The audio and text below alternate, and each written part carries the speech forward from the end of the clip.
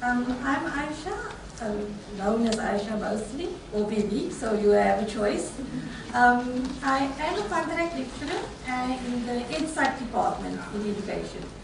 I tried using, okay, let me start with my assessments. In the EdSciECT department, or I think in education, or probably most departments, we use essays as assignments, and of course we assess their writing skills. We also have the tests, and tests are mostly memory based. I used eCanva and the MCQs, and I just want to say that for me, coming from a teaching background in high school level for more than 20 years, it was very difficult for me to start using an online testing system. So, are they going to copy? Are they going to get somebody else to do the work for them? So those are the questions that I really had to struggle with. But eventually I managed to work through it. For me, it came down to them engaging with the content. So when the question was asked, I made sure that the question was asked in such a way that it actually allowed them to think. And of course, when I did the test the first time, I gave them far too much time, and I went along with what my students recommended, you know. And I realized after the first test, oh, it fooled me, because I saw most of them finish the test in 10 minutes when I actually allowed half an hour. And then, of course, with the second test, I realized I need to give far less time. And then also for me, when I spoke to them about the information I got back after the first test, for me it was, do you know your work well enough to answer quickly enough? Okay? So, and even if they were going to sit with a friend and discuss the questions, because some of the questions were fairly lengthy, where I'd give them a scenario and they'd have to think about which theory would be applicable to that particular scenario. I said to them, even if you're discussing it with your friend, I'm okay with it. Because at least you're engaging with the content and you're thinking about what you're learning in class. So I didn't have an issue with that.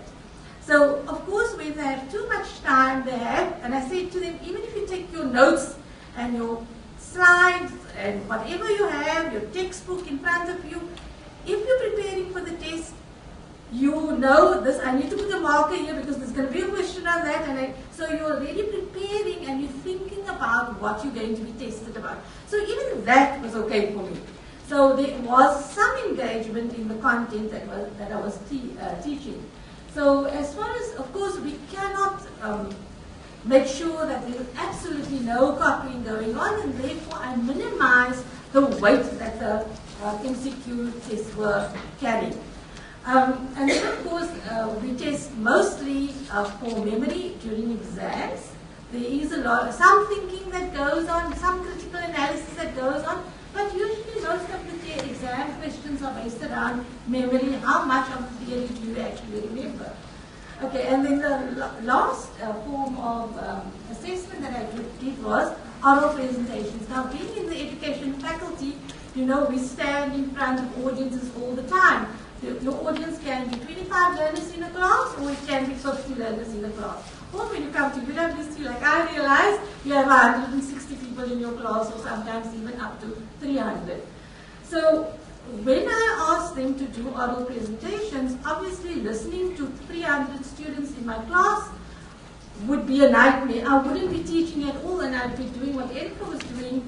Students would be learning their own content.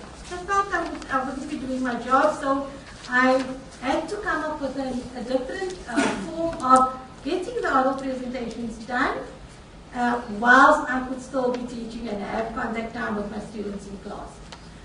So I asked them to do video record their presentations at home, at their own time, where they felt comfortable, and but of course there was a deadline when it had to be emailed to me. I spoke to Carolyn, she was very good in this regard. She said, no, they can email this on your email account and they wouldn't be a problem. But I must say, in the first year that I did it, we did have a problem with that. So Carolyn actually created 2 other email accounts for me so that my inbox wouldn't become full, I think, Okay. And so I learned a lot during this whole process. I learned that if you have a very smart phone, the file becomes very big. And I don't know what that means in terms of information systems, but for me that was, oh, don't use a very smart phone. Okay? So I could actually tell my students this. So if you have somebody with a phone that's not so new, then rather use that phone. Otherwise you're going to have problems when you're emailing your video.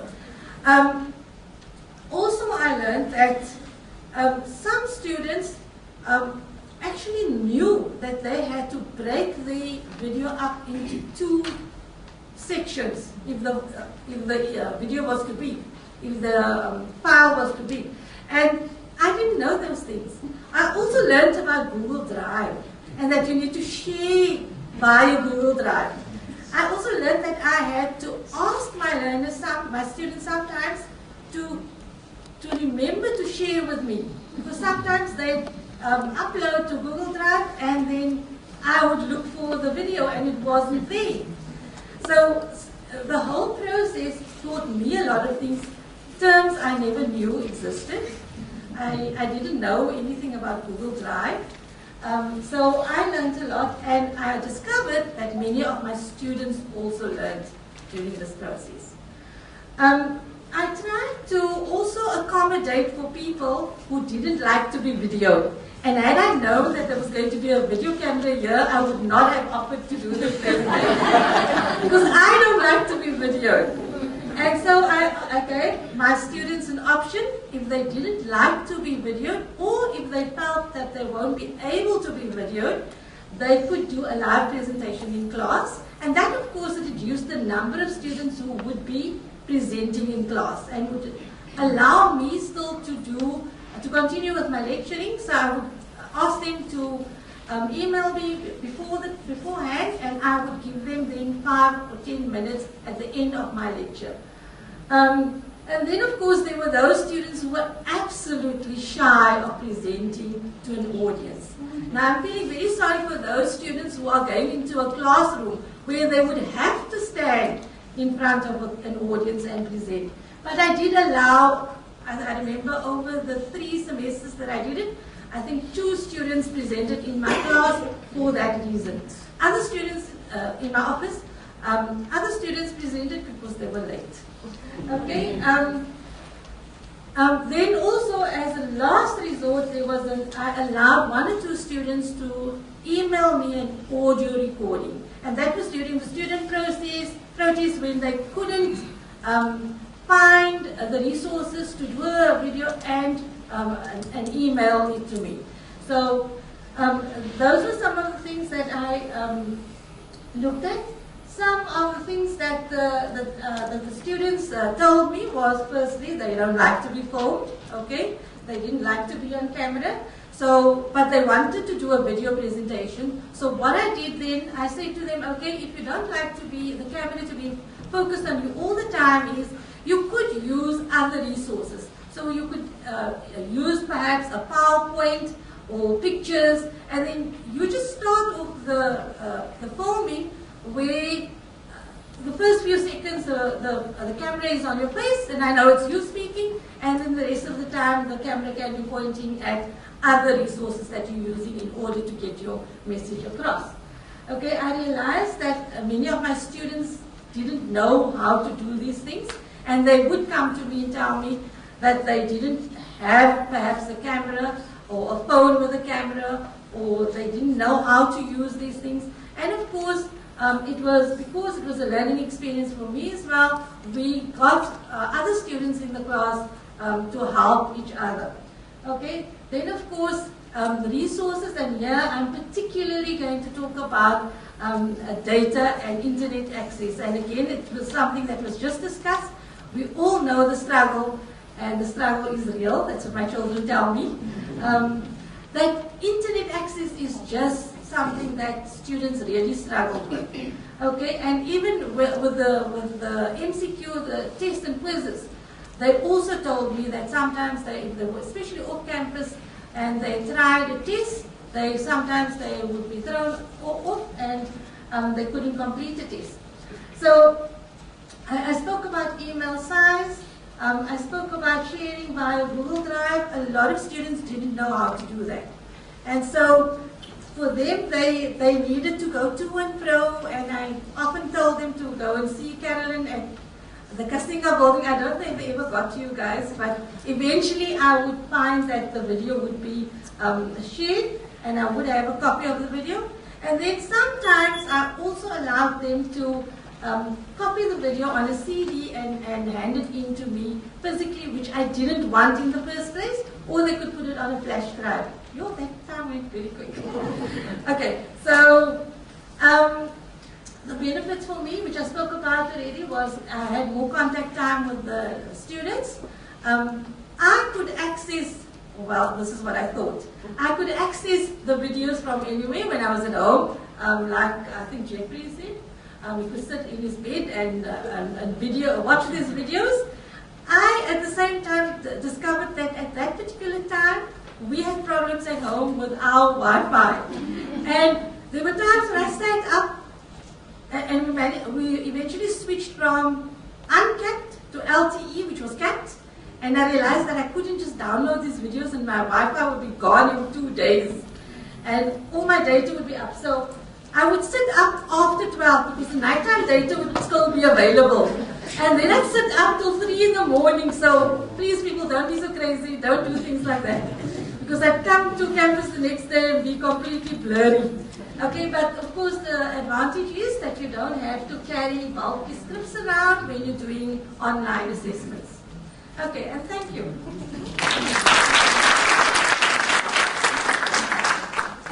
Thank you so much. Any comments?